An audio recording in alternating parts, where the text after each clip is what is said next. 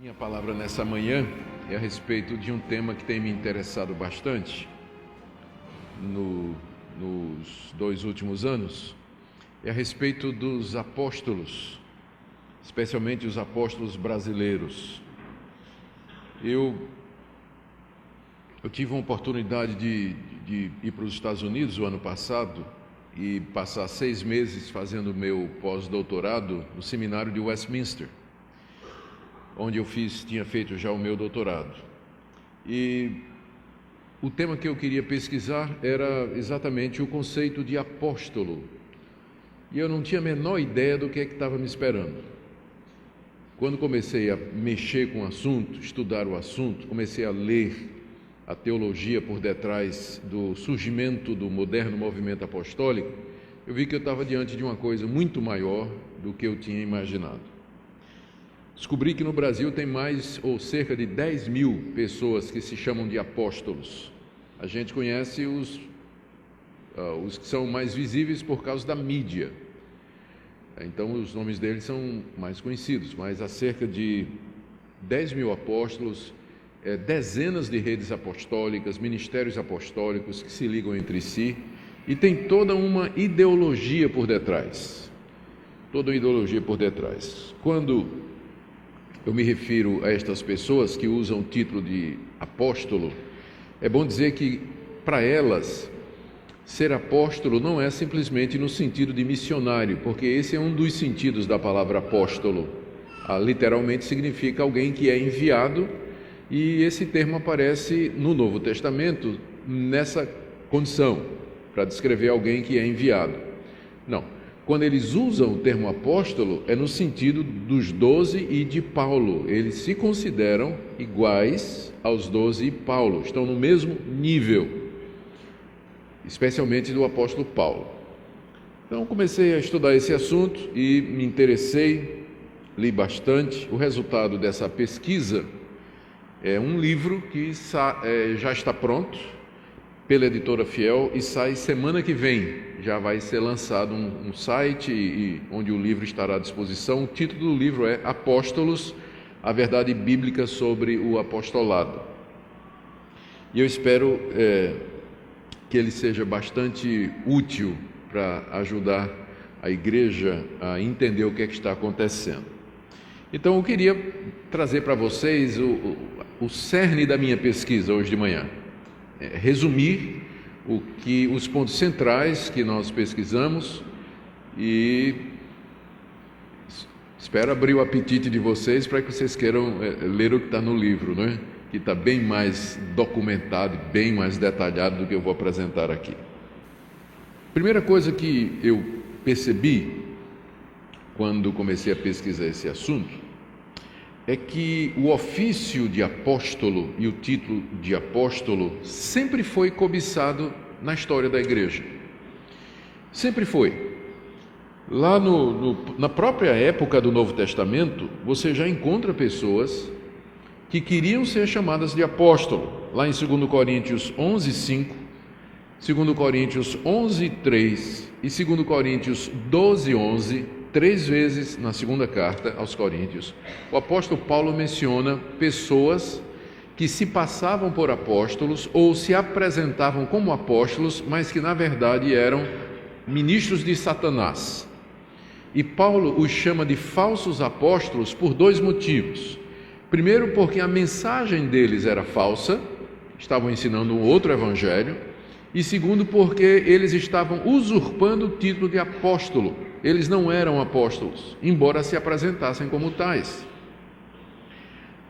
No livro de Apocalipse, capítulo 2, no verso 2, nós lemos a repreensão, aliás, a recomendação que Jesus Cristo fez da igreja de Éfeso, porque ela colocou à prova aqueles que diziam que eram apóstolos e não eram, e foram achados mentirosos.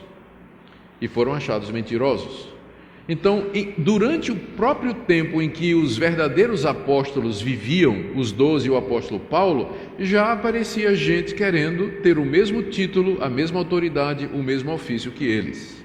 E registrado isso aqui nas páginas do Novo Testamento. Os falsos apóstolos, da 2 aos Coríntios, e os que pretendiam ser apóstolos e não eram, na igreja de Éfeso, em Apocalipse capítulo 2, verso 2. À medida que eu continuei a minha pesquisa, descobri que no século II, depois que os apóstolos já tinham morrido, e os pais apostólicos, que eram discípulos dos apóstolos, estavam liderando a igreja, começou a aparecer, já havia outras pessoas insistindo de que eles eram apóstolos também. Especialmente dentro daquela seita chamada de gnósticos, que surgiu no século II, tem origem no século I, mas ela surge mesmo no século II depois de Cristo. Essa seita dizia que Deus havia revelado a eles um conhecimento que nem os apóstolos originais tinham, e que a salvação era através desse conhecimento secreto. Como a palavra conhecimento em grego é gnose, então eles foram chamados de gnósticos, porque enfatizavam a salvação através desse conhecimento secreto que foi dado para eles e não foi dado aos apóstolos.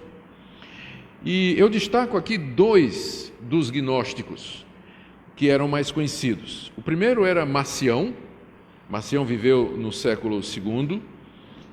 Há quem diga que talvez ele não era exatamente gnóstico, mas o ensino dele é bastante parecido.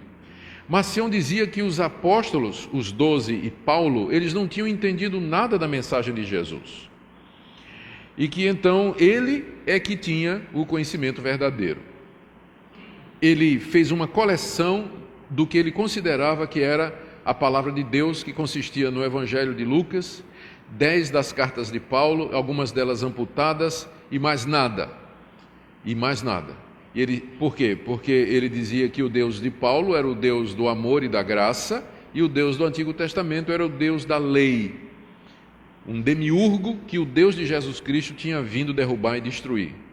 Então essa confusão toda provocou uma grande celeuma na igreja. Ele ganhou muitos adeptos, mas depois a igreja o condenou como herético. Um dos pais da igreja, chamado Ireneu, num livro Contra as Heresias, que foi um livro escrito contra Marcião e outros, ele diz que Marcião foi o 10º apóstolo gnóstico e que foi o sucessor de um tal de Cerdo, apóstolo Cerdo em Roma. Então Marcião já era o 10º, antes dele já tinha 9 apóstolos gnósticos em sucessão, reivindicando esse conhecimento secreto que tinham de Deus. O segundo importante aí, já no século III, é um cidadão chamado Mani, ou Maniqueu, de onde vem o termo maniqueísmo, que é usado para se referir a essa ideia de que o mundo é governado por duas forças iguais, diferentes em orientação, o bem e o mal. O bem e o mal são duas forças iguais, mas iguais em intensidade, mas contrárias em orientação. Deus representa o bem, Satanás representa o mal, estão em constante debate o tempo todo. Essa é uma visão muito dualista. Maniqueu se apresentou como sendo o Paráclitos, aquele que Jesus Cristo tinha dito: eis que envio o Consolador, que em grego é Paráclitos. Aí Maniqueu disse: sou eu. Ele escreveu uma carta intitulada Epístola Fundamentale, onde ele começa a carta dizendo assim: Mani, o apóstolo de Jesus Cristo, aos meus conservos, tal. E escreveu uma carta para um discípulo chamado Marcelo, onde ele se apresenta dizendo: Mani, um apóstolo de Jesus Cristo, ao meu amado filho na fé Marcelo, evidentemente imitando o apóstolo Paulo. Eu citei 2 gnósticos só, mas podia citar outros que diziam que eram apóstolos, que recebiam revelação, exatamente como os 12, e até eram maiores. Em reação a essa reivindicação, essa pretensão de que essas pessoas diziam de que eram apóstolos, os pais da igreja estabeleceram o conceito de sucessão apostólica pelos bispos, tendo o bispo de Roma como tendo sido o primeiro. O argumento era mais ou menos assim: eles chegavam para os gnósticos e diziam: vocês estão dizendo que tem a verdade, que são apóstolos como Paulo, mas a verdade é que os discípulos dos apóstolos somos nós. Nós temos aqui Papias, que foi discípulo de João, nós temos aqui Irineu, nós temos Barnabé, todos eles foram discípulos dos apóstolos e são bispos nas diversas cidades aqui. Então, se você quiser a verdade, você não vai procurar no apóstolo gnóstico, mas vai procurar naqueles bispos que foram discípulos dos apóstolos.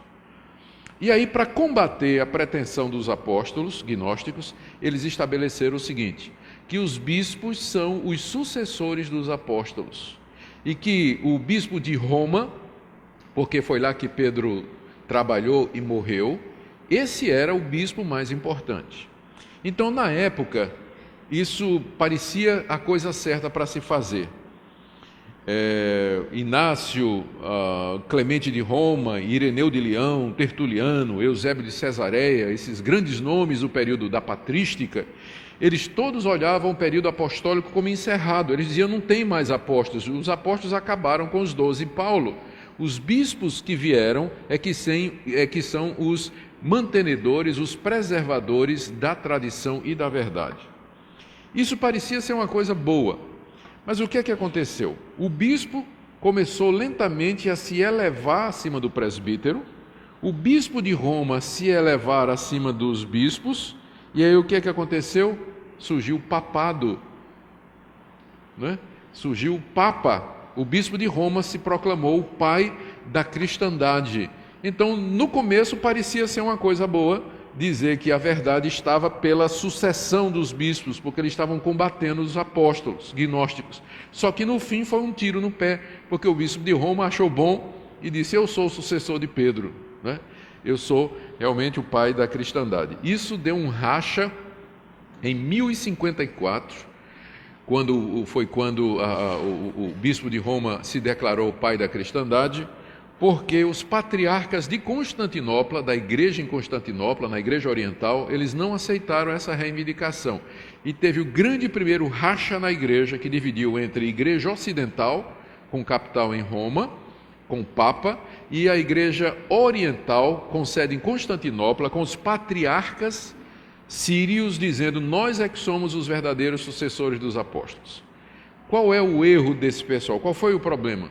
O que deveria ter sido dito é que não há sucessão apostólica, mas a verdade dos apóstolos está preservada naquilo que eles escreveram. Os escritos apostólicos substituem a presença apostólica. A sucessão e a preservação da verdade não está ligada a uma pessoa num determinado lugar em sucessão histórica, mas está preservada nos escritos deles, Mas, infelizmente, a estratégia adotada foi outra e o resultado foi esse aí. Na Reforma Protestante, Lutero, Calvino, Zwinglio, todos eles perceberam esse erro aí. E por isso que eles disseram, qual foi o lema da Reforma? Sola Scriptura. Somente a Escritura. Nós rejeitamos o magistério católico, o conceito de sucessão pelos bispos. Isso aí é perigoso, porque faz com que a Bíblia esteja debaixo da autoridade da igreja. Na verdade, a Bíblia está acima da igreja. E ela que é a palavra final, a palavra última, e não aquilo que o bispo de Roma, o Papa, vai dizer. Então, os reformadores acabaram com essa ideia, pelo menos entre eles, não é? Rejeitaram esse conceito de sucessão apostólica e reafirmaram a Escritura Sagrada como sendo a única regra de fé e de prática. Nem todas as igrejas reformadas da época, elas seguiram nessa direção e preferiram uma situação ou uma posição que fosse mais equilibrada, como, por exemplo, os episcopais ou a igreja anglicana, a igreja da Inglaterra, que ainda continuou com a ideia de bispos.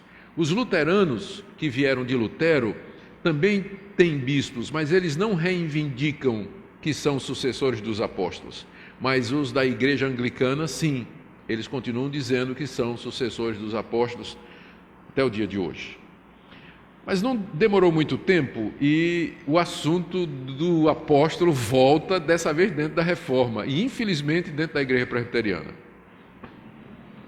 Eu tenho que dizer a verdade, né? Então, no século XIX, portanto 2 séculos atrás, decorridos 3 séculos depois da Reforma, quando parecia que esse assunto estava resolvido, um brilhante e jovem pastor presbiteriano chamado Edward Irving começou um ministério fabuloso e promissor na Inglaterra. Ele era escocês, mas foi chamado para ser pregador na Inglaterra.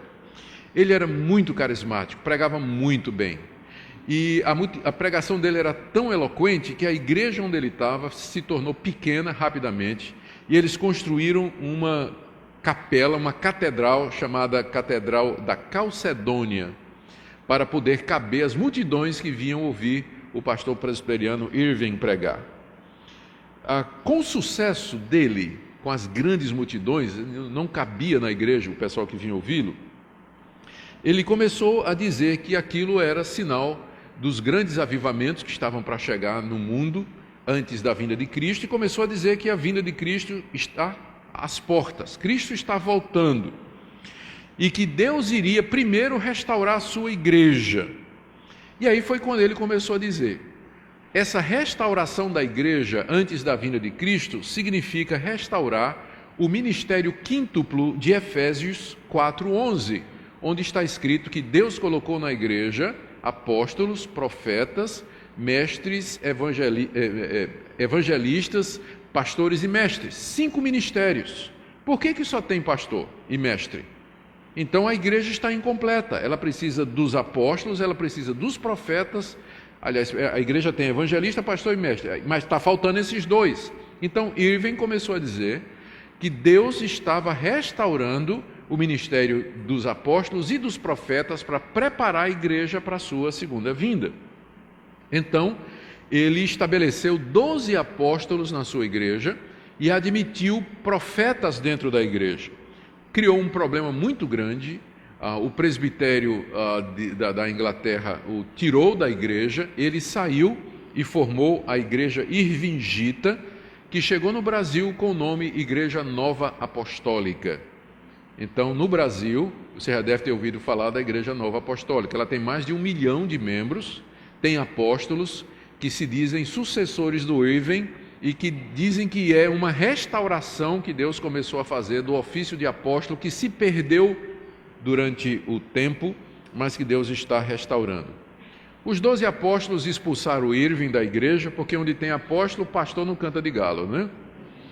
Então, botaram o Irving para correr e ele morreu antes dos 40 anos, doente. Ele acreditava em dom de línguas, ele acreditava em profecia, ele acreditava em sinais e prodígios e curas, e morreu tuberculoso aos 35 anos de idade. Ele é considerado o precursor do movimento pentecostal, porque isso aqui foi 200 anos antes do movimento pentecostal começar. E então, dentro da igreja presbiteriana, já tinha que começa, né, as primeiras ideias pentecostais, antes da Rua Azusa, em 1902, em Los Angeles, que marca o início do movimento pentecostal. Você já tinha um pentecostal dentro da igreja presbiteriana com essas ideias, inclusive de apóstolos e profetas. Mas já que eu falei do movimento pentecostal, foi o pentecostalismo que realmente trouxe de volta essa ideia de que nós precisamos de apóstolos hoje. O ponto central do pentecostalismo é que Deus é a restauração de todos os dons do Novo Testamento. Se alguém perguntar para você, mas qual é o ponto central do pentecostalismo? Você pode dizer sem medo de errar.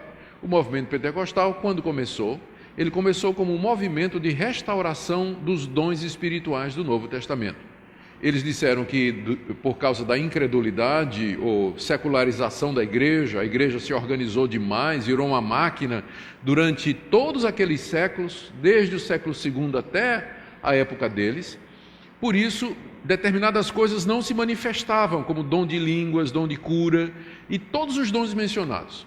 Para ser coerente, eles tinham que dizer que o apostolado também deveria ser restaurado, porque eles entendiam que apóstolo é um dos dons mencionados no Novo Testamento. Então, com o surgimento do movimento pentecostal e a sua tremenda expansão no mundo, reivindicando que Deus estava restaurando na igreja o modelo de igreja que tem no Novo Testamento, sinais, prodígios, homens apostólicos e tudo mais, o movimento apostólico ganhou muita força. Surgem então igrejas apostólicas em muitas partes, em muitos lugares. Eu vou ler aqui o nome de algumas. Geralmente os pentecostais veem o seu movimento como uma restauração do período apostólico igual ou maior do que a reforma protestante. Alguns pentecostais dizem que o movimento pentecostal, que surgiu há 100 e poucos anos, era a continuação da reforma. Os reformadores fizeram muito bem em consertar a igreja. Eliminaram a ideia do papado, a salvação pelas obras e tiraram as imagens, mas eles não fizeram a reforma completa, porque eles deveriam ter ido mais adiante e restaurado todos os dons do Novo Testamento. E Deus então agora levantou o movimento pentecostal como sendo o complemento da reforma, ou a segunda reforma, maior talvez do que a primeira, para trazer de volta para a igreja todos os dons do Novo Testamento. Eu preciso aqui já dizer que não são todos os pentecostais que acreditam que Deus restaurou o dom de apóstolo ou o ofício de apóstolo. A Assembleia de Deus Mundial, ela é contra isso. Eu li uma declaração da reunião mundial das Assembleias de Deus em 2006, feita nos Estados Unidos, em que eles trataram dessa questão de apóstolos. E tem uma declaração, é um documento da Assembleia de Deus, em que ela diz que apóstolo só os 12 e Paulo, não há apóstolos hoje. Então a Assembleia de Deus tomou essa posição muito, muito clara, não é? Mas outras igrejas pentecostais não tomaram.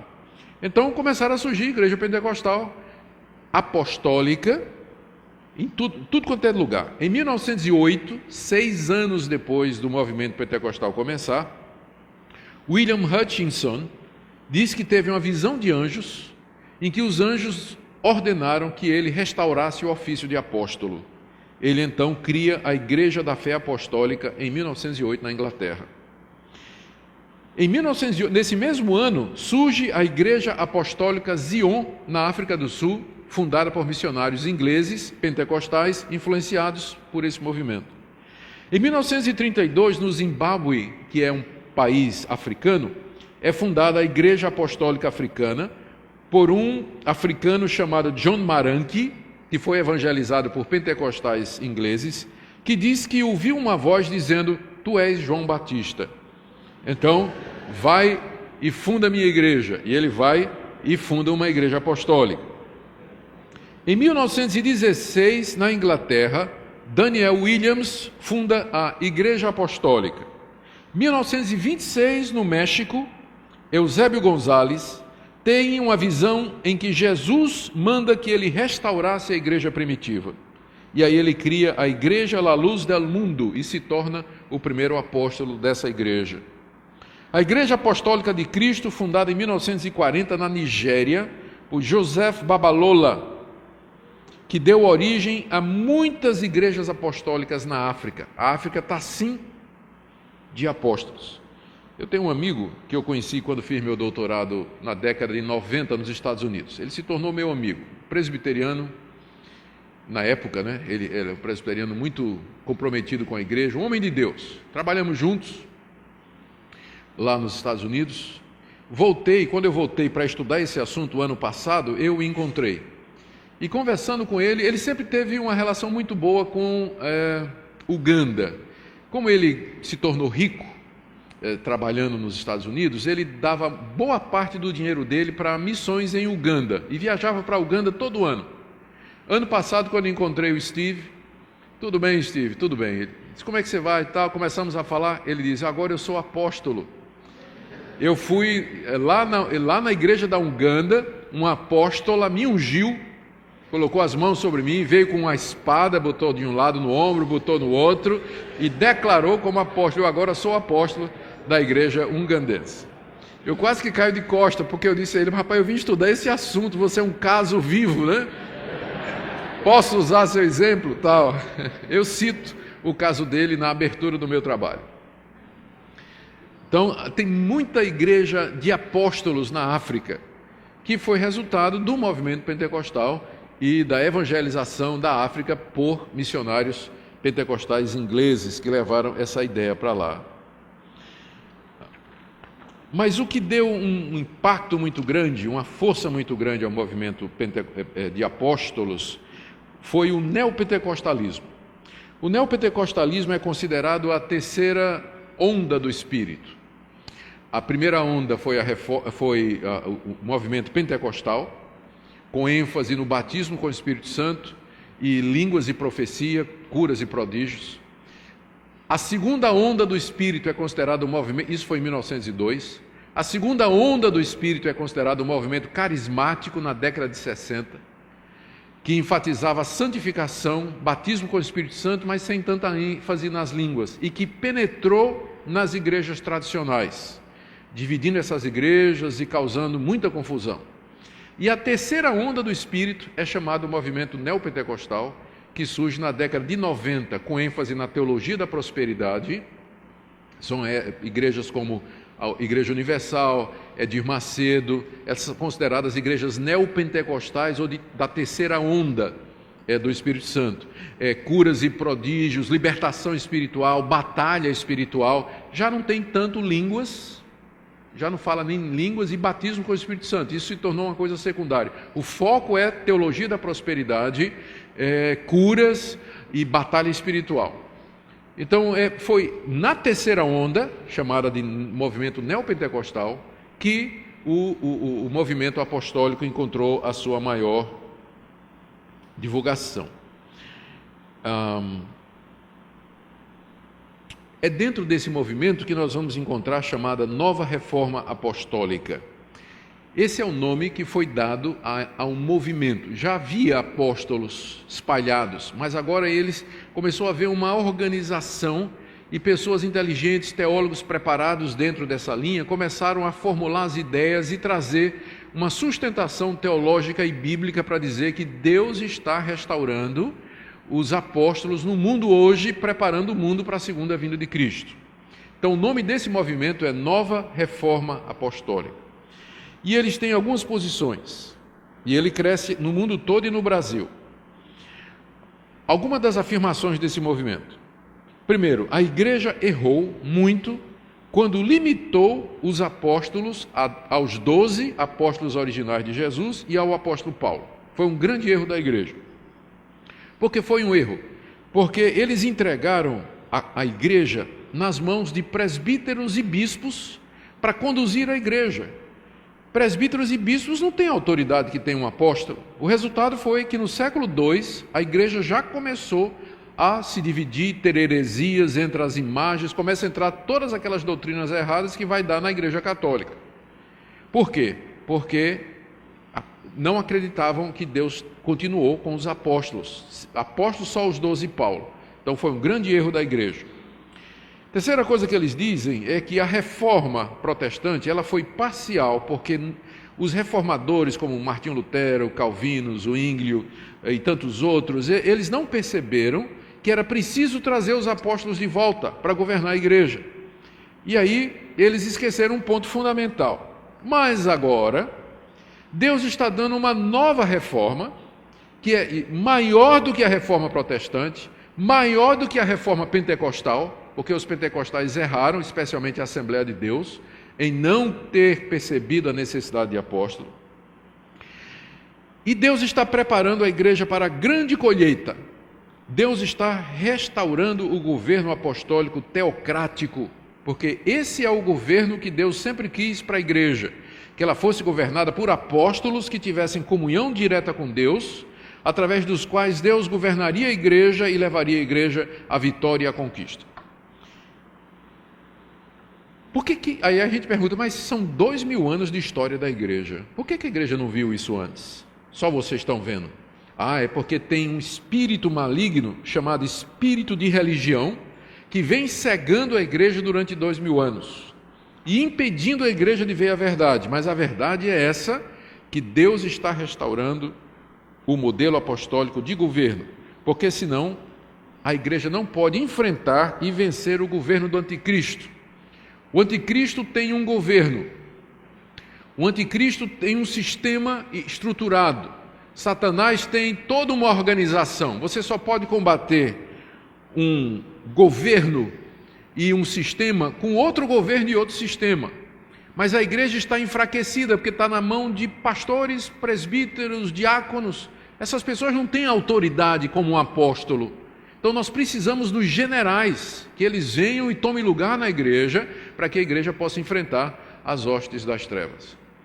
Eu estou vendo gente dizendo, fazendo assim. Gente, eu não concordo com isso não, tá?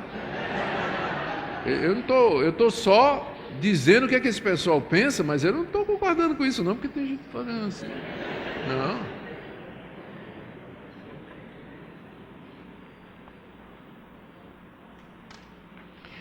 Vamos trazer a coisa mais para perto da gente. Como é que isso chegou no Brasil? Eles marcam há duas linhas de apóstolos concorrentes no Brasil. Aliás, na verdade, há mais. Mas a primeira, que é a maior, diz que o movimento, a restauração dos apóstolos no Brasil, e que foi um ato de Deus, Deus começou a restaurar os apóstolos no Brasil, em 2001, em São Paulo, quando o apóstolo Rony Chaves, da Costa Rica, veio para uma conferência em São Paulo e ungiu os 4 primeiros apóstolos brasileiros, todos eles ligados à nova reforma apostólica. Quem são? Valnice Milhomens, Arles Marques, Mike Chia e Gexé Cardoso. São os 4 primeiros apóstolos brasileiros ungidos em 2001 pelo Rony Chaves, que é apóstolo na Costa Rica. Em 2012 ele voltou e ungiu Neuza Itioca como apóstola. Mas aí apareceu o René Terranova e disse, não, Deus começou a restaurar o movimento apostólico no Brasil em 2006, quando eu ungi os 7 primeiros apóstolos brasileiros em Manaus. Então, eles discutem, quando começou o movimento de restauração apostólica no Brasil. O pessoal ligado à nova reforma apostólica diz que é 2001, com a unção desses 4, mas Terranova diz que é em 2006, quando ele ungiu 7 lá em Manaus, como os primeiros apóstolos brasileiros. O resultado é que hoje há milhares de apóstolos no Brasil organizados em redes apostólicas. Olha as redes que eu pesquisei.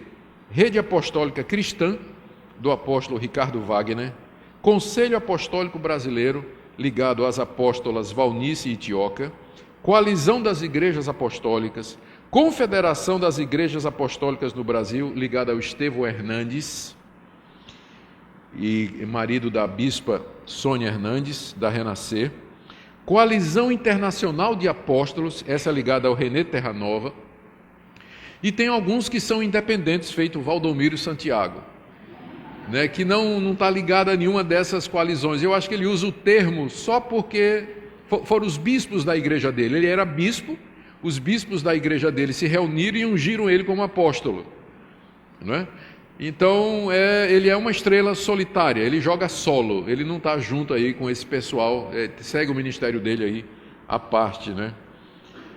No Brasil, essas confederações, coalizões, conselhos, redes apostólicas reúnem ministérios apostólicos, igrejas pequenininhas, algumas maiores, mas de gente que recebe o título de apóstolo conferido pelos apóstolos maiores.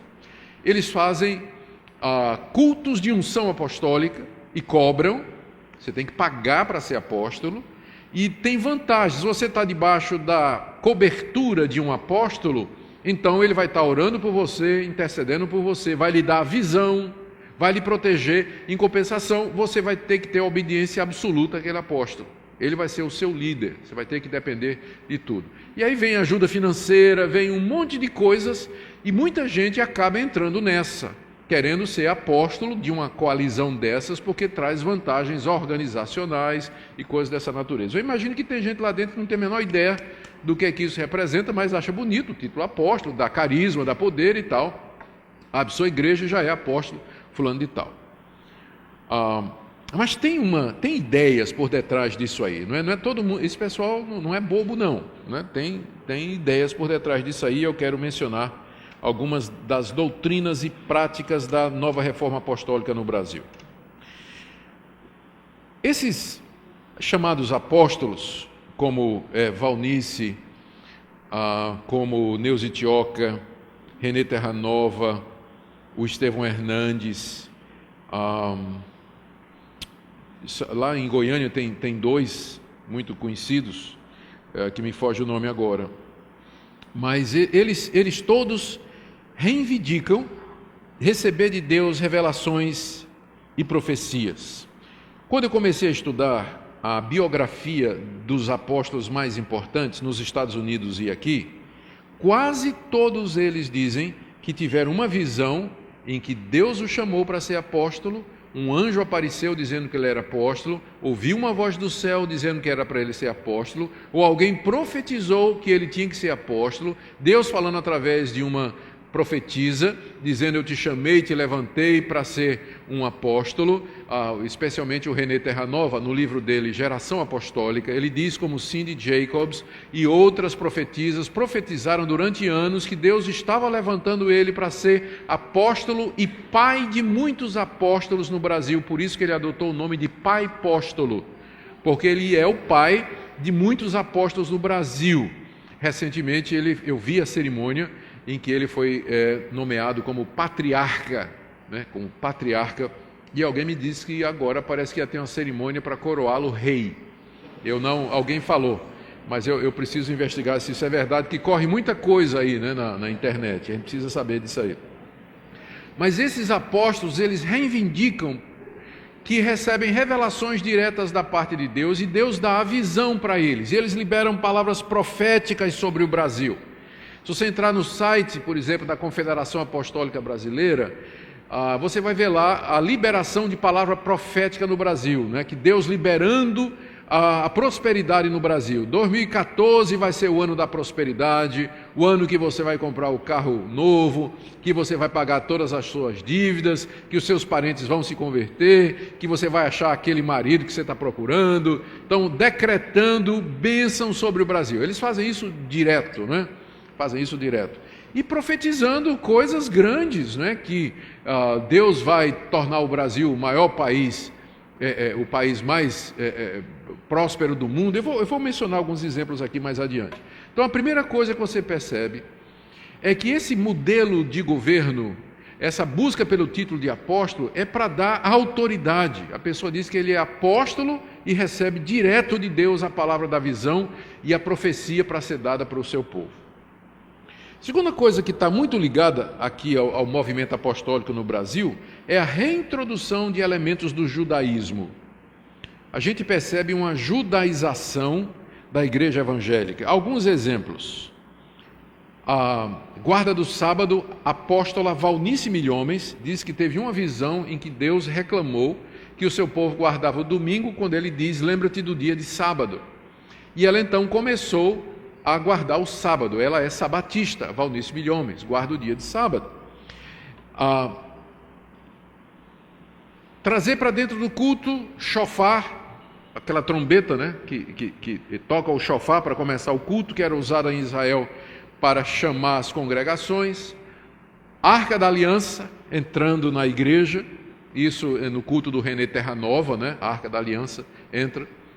Templo de Salomão, lá em São Paulo, construído pelo Edir Macedo, que não é apóstolo, não tem um nome, mas funciona como se fosse um apóstolo, apesar de só se chamar de bispo, mas ele funciona como se fosse um apóstolo. Candelabro de Israel, viagem para Israel, toda essa valorização, chamar Jesus de Yeshua HaMashiach, na hora de escrever Deus, em vez de escrever Deus, tira o E e põe um apóstrofo para não pronunciar o nome de Deus, Dus, E toda essa judaização, quem é que faz isso? Os apóstolos brasileiros. E aí o que é que eles fazem? Reúnem caravanas e mais caravanas para visitar Israel, levar o povo para visitar Israel. E lá em Israel eles fazem um tour e levam para o Monte do Calvário, levam para ver a sepultura de Jesus, vão batizar gente no Rio Jordão, azeite de oliveira do Monte das Oliveiras, a terra do Monte Sinai, e tudo pago naturalmente, Naturalmente, para você ir numa viagem dessa, você vai pagar. Então, há quem diga, há quem acuse, eu cito num livro a fonte, inclusive, de que isso nada mais é do que um grande comércio de turismo a Israel, de pessoas que acabam recebendo, ganhando muito dinheiro com esse tipo de coisa. Mas quem é responsável pela judaização da igreja no Brasil hoje são exatamente esses apóstolos. Você vai ver como eles ligam essa questão judaica ao ministério apostólico. Outra característica deles, que eles usam muito, é o modelo G12 de discipulado, que teve início com César Castelhano, aqui da América Latina, que disse que Deus lhe apareceu, Jesus lhe apareceu numa visão, dizendo que a igreja nunca entendeu como ele queria, e que o que ele queria era que o discipulado fosse feito em grupos de 12. Jesus disse a Castelhano isso, né? Por isso que, Castelhano, eu escolhi 12 apóstolos, então isso quer dizer alguma coisa. Eu queria que vocês fizessem grupos de 12 de discipulado. E a pergunta é porque Jesus levou 2000 anos para dizer isso a Castelhano, né? Podia ter dito já no primeiro século, né? E aí o G12 ele é usado dentro do movimento apostólico como meio de formação, inclusive de novos apóstolos. O René Terranova emprega esse método para treinar novos apóstolos, preparar novos apóstolos. É uma maneira de discipulado que exige submissão absoluta, a total entrega ao líder. Você não pode casar se o líder não der permissão. Estou exagerando, mas é alguma coisa nesse sentido. Outra característica que eu percebi é a quantidade de falsas profecias. No livro de Deuteronômio está dizendo que o profeta se conhece por duas coisas. Em Deuteronômio 13 e Deuteronômio 18. Moisés diz: se alguém profetizar e não se cumprir, então esse é falso profeta, tem que ser apedrejado. E na outra passagem Moisés disse assim: se alguém profetizar e acontecer, e aí o profeta disser, vamos adorar outros deuses, é falso profeta, tem que ser apedrejado. Então, os dois testes do profeta ele tinha que dizer a verdade, ele tinha que ser ortodoxo, a doutrina dele tinha que ser a doutrina correta, e a profecia dele tinha que acontecer como ele disse. Eram os dois testes do profeta. Se a gente fosse aplicar esse teste hoje, a rigor, ia ter muito apedrejamento. Alguns exemplos. Valnice Milhomens, está na internet, profetizou o retorno de Cristo em 2007. Então passou 2007 e Cristo não voltou. René Terranova profetizou que 2011 seria o ano aceitável do Senhor, em que os crentes viriam todas as suas dívidas pagas, que todos os membros da sua casa que não eram convertidos haveriam de se converter, que você teria grande prosperidade, que os crentes iriam construir escolas, hospitais, colégios. O ano de 2011 passou e nada disso aconteceu. Profetisas como Cindy Jacobs profetizaram que em 2011 o PIB do Brasil seria 6 vezes maior do que dos Estados Unidos, que o Brasil, pena que é uma falsa profetisa, né?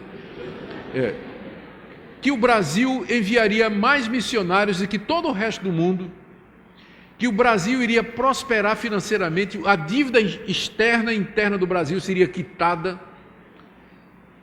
Nada disso aconteceu.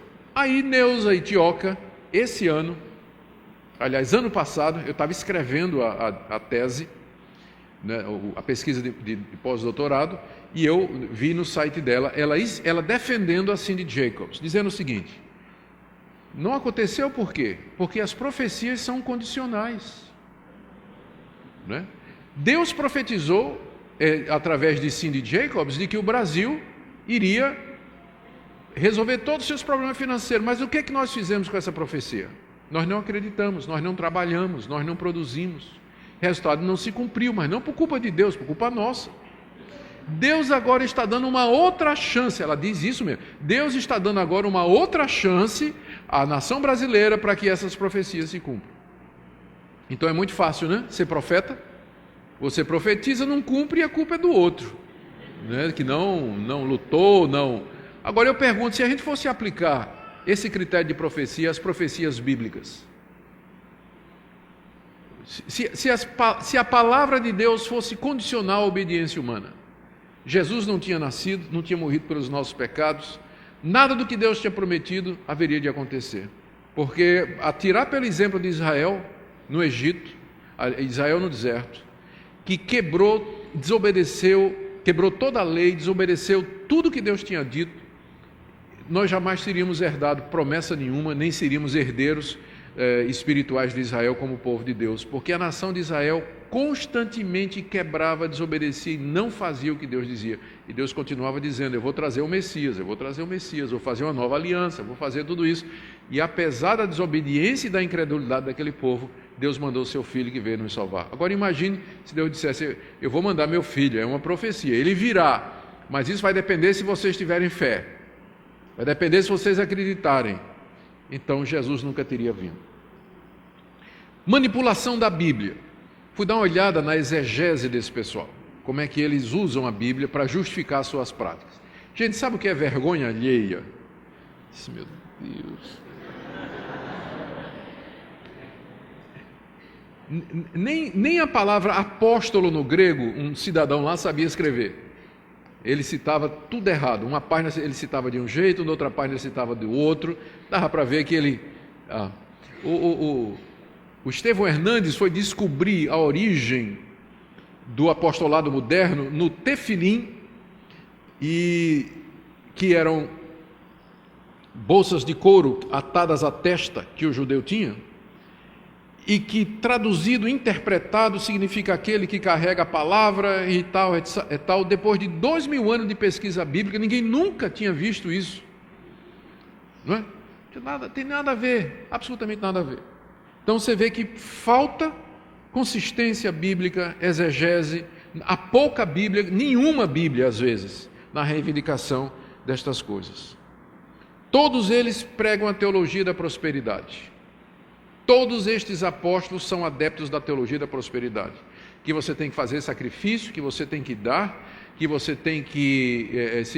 para você receber a prosperidade, você primeiro precisa plantar a semente, você precisa contribuir, e aí fazem campanha, fazem movimento, sempre voltado para arrecadar dinheiro, dinheiro, dinheiro em dinheiro. Outra característica do movimento: eles não respondem a ninguém. Um exemplo disso é um apóstolo que foi pego entrando nos Estados Unidos com milhares de dólares escondidos numa Bíblia. Ficou preso 1 ano nos Estados Unidos, voltou para o Brasil e continua apóstolo do mesmo jeito. A igreja dele não tomou nenhuma providência. Um crime, não é? Crime grave esse, contrabando de dinheiro. Não aconteceu absolutamente nada. Continua como apóstolo. Aí. Por quê? Porque não responde a ninguém, não tem ninguém acima a quem prestar contas. O apóstolo só presta conta a Deus e olhe lá. Não é? Só presta contas a Deus e olhe lá. Termino com análise crítica. E eu vou pegar aqui a dica do John MacArthur, num livro que ele acabou de lançar nos Estados Unidos, intitulado Strange Fire, Fogo Estranho. Ele tem um capítulo só sobre os apóstolos modernos. E ele diz: eu só vou fazer uma crítica à nova reforma apostólica. Não é nova, não é reforma e não é apostólica. Certo? E aí eu vou pegar os 3 pontos do MacArthur para facilitar aqui a nossa análise. Realmente, a nova reforma apostólica não é nova, porque, como nós já vimos, o desejo de ser apóstolo existe desde o século II com os gnósticos, com Marcião, Maniqueu. Então não é nada novo. Sempre através da história da igreja houve pessoas cobiçando esse título. Por quê? Porque ele dá status, ele dá poder, ele dá autoridade, ele dá imunidade. Você pode fazer o que você quiser como apóstolo, que ninguém vai questionar suas ações. Segunda coisa, não é uma reforma. A reforma protestante queria exatamente acabar com os apóstolos romanos e voltar para a Escritura. A nova reforma apostólica quer trazer os apóstolos de volta.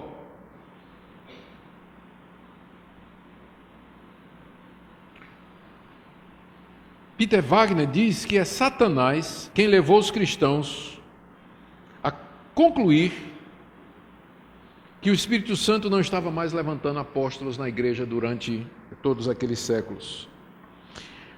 Wagner diz assim: é Satanás quem leva os cristãos a se concentrar no que o Espírito Santo disse e não no que ele diz. Em outras palavras, é um erro maligno você se concentrar no que o Espírito Santo disse, leia-se Bíblia, e você não prestar atenção no que ele está dizendo agora, leia-se Profecia dos Apóstolos. Ele diz que é satânico isso.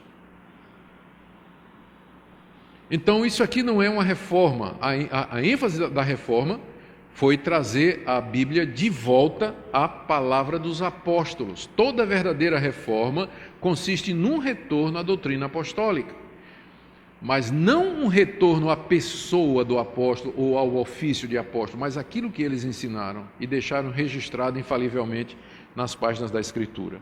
Então não é nova, não é reforma e nem é, terceiro lugar, apostólica. Não é apostólica porque não tem as marcas dos apóstolos. Um apóstolo era alguém chamado diretamente por Cristo, pelo Cristo vivo, e que era testemunha da ressurreição, alguém que viu a Cristo depois da ressurreição. Só tem 13 pessoas que cabem nessa categoria no Novo Testamento, os 12 e Paulo. Os 12 foram chamados diretamente por Cristo durante seu ministério terreno. Paulo foi chamado por Cristo na estrada de Damasco. Os 12 viram o Cristo ressurreto, Paulo viu o Cristo ressurreto na estrada de Damasco. E há uma diferença entre uma visão e uma aparição de Cristo. Visão é o que João teve lá na ilha de Patmos para escrever o livro de Apocalipse. Se você tem uma visão, se você está aqui e você tem uma visão de Cristo, só você está vendo, os outros não estão vendo. Mas se Cristo aparece, todos veem, todos percebem, todos ouvem ou pelo menos sentem que tem alguma coisa se manifestando. O que aconteceu no caminho de Damasco não foi uma visão que Paulo teve, mas uma aparição do Cristo ressurreto e glorioso. E era tão glorioso que a luz que emanava do seu corpo era maior do que o sol ao meio-dia. Tanto é que os companheiros de Paulo ficaram ouvindo a voz, vendo alguma coisa sem discernir o que era, porque foi uma aparição. Então Paulo diz lá em 1 Coríntios 15 que Cristo apareceu aos 12, apareceu a Cefas, depois a 500 irmãos, depois a Tiago, depois aos apóstolos e por último de todos apareceu a mim. Ou seja, Paulo está dizendo que o último a quem Cristo apareceu no corpo da sua ressurreição foi ele. Logo, ninguém que viveu depois de Paulo tem a condição necessária para ser apóstolo, que é ter visto o Cristo ressurreto. Então, nenhum desses homens viu o Cristo ressurreto, porque ele só apareceu pela última vez ao apóstolo Paulo. Então, não são apóstolos, falta a qualidade fundamental do apóstolo, que era ser testemunha da ressurreição de Cristo. Então, eles não são apóstolos nesse sentido. Os apóstolos fizeram sinais e prodígios de verdade, ressuscitaram mortos, curaram aleijados, abriram os olhos de cegos, destamparam os ouvidos de surdos, sinais e prodígios que eram vistos em gente conhecida, que tinha CPF, endereço, identidade, telefone e e-mail, e que você poderia falar com aquelas pessoas. Gente que era o aleijado da cidade, todo mundo sabia que ele ficava à entrada do templo ali. Eu estou pensando aqui em Atos capítulo 3 e 4, a cura do aleijado à entrada do templo, na Porta Formosa. Todo mundo sabia que aquele homem estava lá, era aleijado há 30 anos, estava lá pedindo esmola, todo mundo sabia que era o aleijadinho do templo. Os apóstolos curavam gente assim. E você compara isso com os festivais de cura que você vê na televisão. Os apóstolos escreveram escritura. Deus os levantou para escrever o Novo Testamento. Todos os livros do Novo Testamento foram escritos ou por apóstolos ou por alguém associado aos apóstolos, como Lucas, como Tiago, como Marcos, como Judas. Os demais livros foram escritos ou pelo apóstolo Paulo, Mateus e João e Pedro. Homens que andaram com Cristo e que foram levantados inspiradamente para nos dar escritura. Esses homens que estão aí não são inspirados e eles não escrevem escritura, apesar de que Peter Wagner, que é o mentor intelectual disso nos Estados Unidos, Ele diz que os escritos e as profecias desses modernos apóstolos, eles não contradizem a Bíblia, mas podem ser colocados ao lado como complemento. Agora, pegue uma profecia, uma palavra desse homem, e compare com a carta aos Romanos. Pega um livro de René Terranova, Geração Apostólica, e compara com a carta aos Romanos. E aí você vai ver quem de fato é inspirado de Deus ou não. Os apóstolos foram levantados para lançar o fundamento da igreja. É um ofício fundante, é um trabalho de base. Eles estão no início da igreja. Eles interpretaram a pessoa de Cristo, a obra de Cristo, escreveram a respeito disso, fundaram as primeiras igrejas e estabeleceram as primeiras lideranças. É um trabalho de base, de lançar o fundamento. Fizeram isso há 2000 anos. Nós não precisamos mais de apóstolos, porque o fundamento já está lançado. Nós precisamos de pessoas que trabalhem e edifiquem sobre o fundamento dos apóstolos. Não nos são dadas novas revelações, nem novas doutrinas. A nossa tarefa é entender a doutrina dos apóstolos e ensinar a nossa geração. Paulo diz lá em Efésios 2 que a igreja está edificada sobre o fundamento dos apóstolos do Novo Testamento e profetas do Antigo Testamento. Esses grupos não existem mais, porque eles estão na base da igreja. Lá no livro de Apocalipse, João tem uma visão, e ele vê a cidade santa, Nova Jerusalém. E a cidade tem 12 fundamentos, e em cada fundamento está escrito o nome de um dos 12 apóstolos do Cordeiro. O número 12 tinha uma razão, porque é o equivalente aos 12 patriarcas da igreja do Antigo Testamento, por isso o número é limitado. Paulo é um 13º que nunca quis ser igual aos 12. Ele mesmo diz que é o menor de todos, e ele fala dos 12 como sendo um número completo. Ele é um apóstolo extraordinário que Deus levantou para anunciar o evangelho aos gentios. Mas 12 tinha um propósito, porque é o equivalente aos 12 patriarcas da igreja do Antigo Testamento. A igreja está completa, 12 patriarcas, 12 tribos no Antigo Testamento, 12 apóstolos no Novo, está fechado. Paulo é a única exceção. O sofrimento era a marca dos apóstolos. Se você ler 1 Coríntios, especialmente, capítulo 4, segunda carta de Paulo aos Coríntios, especialmente lá, Paulo dá pelo menos 3 relatos dos sofrimentos que ele passa por conta do Evangelho. Pegue a lista de sofrimentos de Paulo, que ele considera como marca do verdadeiro apóstolo, é o sofrimento por Cristo, e compare com o sofrimento desses apóstolos atuais. Vejam como eles sofrem. Vejam como eles sofrem. E compare com o sofrimento de Paulo, que diz que o sofrimento é marca do apostolado. Marca do apostolado. Não é nova, não é reforma e muito menos apostólica. O último ponto aqui que eu quero mencionar é que a grande resposta a essa questão é a gente analisar o Novo Testamento e perguntar quem os apóstolos deixaram como sucessores. Os apóstolos sabiam que iam morrer. Jesus disse para eles: ide por todo o mundo, pregai o evangelho a toda criatura. Eles sabiam que durante o tempo de vida deles, essa missão não seria possível de fazer. Então, obviamente, eles estavam pensando em estabelecer pessoas que continuassem a obra deles. Quem eles estabeleceram à medida que foram morrendo? Quando Tiago morreu, lá em Jerusalém, decapitado por Herodes, Tiago, irmão de João, um dos primeiros apóstolos, ele não foi substituído. Ele não foi. Depois que os apóstolos foram morrendo, eles não foram sendo substituídos. Quem então ficou encarregado de levar adiante a obra apostólica? Quando você lê o livro de Atos, a resposta é clara. Onde Paulo chegava, ele estabelecia uma igreja e fazia eleição de presbíteros. Presbíteros.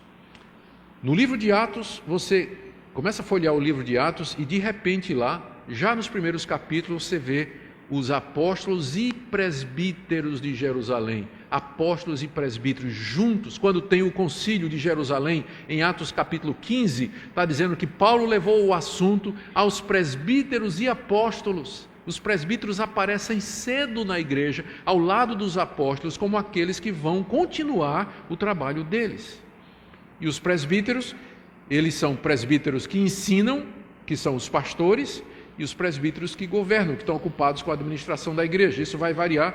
Hoje em dia, não é isso? A igreja evangélica adaptou a diversos sistemas de governo. Tem o sistema batista, congregacional, presbiteriano, mas basicamente o que nós podemos dizer é que o presbítero é o sucessor, qual seja o nome que ele tenha, dependendo da tradição religiosa, não é? Da tradição eclesiástica. Mas os apóstolos escolheram homens de entre a igreja. A esses homens não foi dado ordem de lançar fundamento, criar nova doutrina e escrever Bíblia, mas eles tinham que preservar o ensino apostólico, pregar o evangelho, batizar os discípulos, trazê-los para a igreja e evangelizar o mundo. Então é assim que Deus manteve a sua igreja e mantém até o dia de hoje. Não houve erro nenhum. O erro é tentar trazer de volta aquilo que Deus estabeleceu para um período da história. Os apóstolos eram um homem da transição da antiga aliança para a nova, do Antigo Testamento para o Novo. Foram pessoas levantadas para lançar o fundamento da igreja cristã. Nós não precisamos de apóstolos hoje, porque os apóstolos verdadeiros, eles nos falam hoje. Nós ouvimos a voz de Paulo, de Pedro, de João. É só ler a Bíblia e você vai ter os apóstolos ali. Nesse sentido, a igreja é apostólica, porque ela está edificada sobre o fundamento dos apóstolos. É uma pena, mas nós não temos nenhum outro veredito a não ser esse, de que se trata de uma grande usurpação, a busca indevida de um título que não pertence mais. A última coisa que eu vou dizer, e meu tempo já está terminando, é que às vezes se apela para Efésios 4:11, os 5 ministérios, e 1 Coríntios 12:28, Deus colocou primeiro apóstolos, depois profetas, depois mestres, depois dons disso, como esses versículos são citados e interpretados como dizendo que apóstolo era um dom, juntamente com aqueles outros que Deus pretendeu que continuasse para a igreja. Se apóstolo está na lista de Efésios 4:11, por que não continua? Só continua profetas e só continua pastores, mestres e evangelistas. A resposta é, e eu ofereço os detalhes da exegese no livro. Se você fizer uma análise, apóstolo não é um dom. É a descrição de uma função e de um ofício. O apóstolo tinha muitos dons. Ele era mestre, ele era profeta, ele falava em línguas, ele tinha dons de curar, mas apóstolo não é um dom. É a descrição de uma função e de um ofício. Por isso que é dito, Deus colocou na igreja primeiro, porque eles estão no topo da hierarquia eclesiástica estabelecida por Deus, porque vieram primeiro e lançaram o fundamento da igreja. Mas não é um dom que a pessoa tem, não tem esse dom de apóstolo. Se você tomar a palavra apóstolo no sentido de enviado ou missionário, é outra coisa. Mas nenhuma dessas pessoas hoje usa o termo nesse sentido. Quando eles se chamam de apóstolos, é dizer que eles são iguais aos 12 e Paulo. A palavra apóstolo é usada no Novo Testamento para pessoas como Timóteo, Barnabé, Epáfras, Andrônico e Júnior, Silas. São chamados de apóstolos, mas apóstolos no sentido de enviados, de missionários, nunca no sentido dos 12 de Paulo. Conclusão, então, nós temos que rejeitar plenamente esse movimento, rejeitar com vigor. É uma usurpação, é um modelo errado de governo, não é saudável para a igreja, e nós veremos aí os resultados desastrosos disso. O que nós precisamos é de uma liderança sadia, pastores, mestres, que são presbíteros, que governem a igreja, que deem exemplo, que conduza o trabalho e que continue aquilo que os apóstolos já fizeram.